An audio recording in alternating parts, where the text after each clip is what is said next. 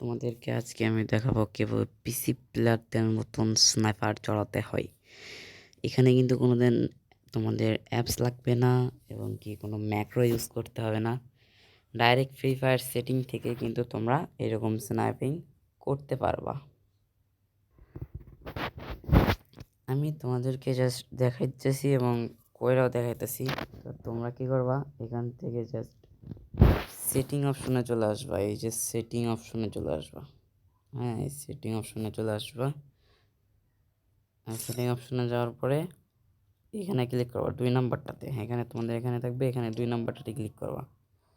করার পরে তোমাদেরকে আমি মার্ক করে দেখাইতেছি, এই যে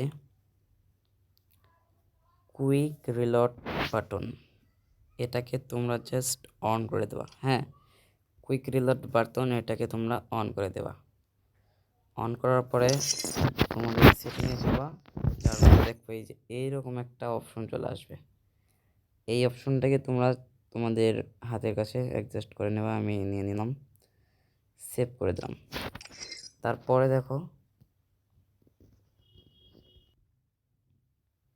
তারপরে এখান থেকে তোমরা স্নাইপারটা নেবা। এই যে তোমরা আগে তো 2 ফিঙ্গার দিয়ে এইখানে স্ন্যাপিং করতেছিল, আবার চেঞ্জ করতেছিল, আবার চেঞ্জ করতেছিল, তাই না? তো এখন তোমরা জাস্ট কি করবা, 3টা সুইচে একসাথে ক্লিক করবা। এই যে 3টা সুইচ দেখতে পাচ্ছ, এখানে একসাথে ক্লিক করবা। রিলোড বাটনে একটু দেরিতে ক্লিক করবা, মানে একটু দেরিতে। এই যে দেখো,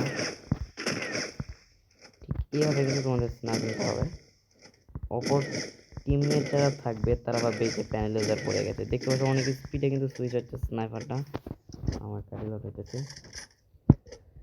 এইরকম ভাবেই তোমরা কিন্তু স্নাইপিং করতে পারবা। এটা কিন্তু একটা কৌশল, ইউটিউবার অথবা যে কোনো ফ্রি ফায়ার প্লেয়ার, পিসি প্লেয়ার থাকে যারা, তারা কিন্তু এরকম করে স্নাইপিং করে।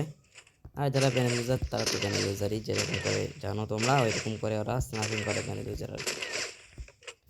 এইরকম করে তোমরা স্ন্যাপিং করতে পারবা। ধন্যবাদ সবাইকে এই ভিডিওটা ফুল দেখার জন্য।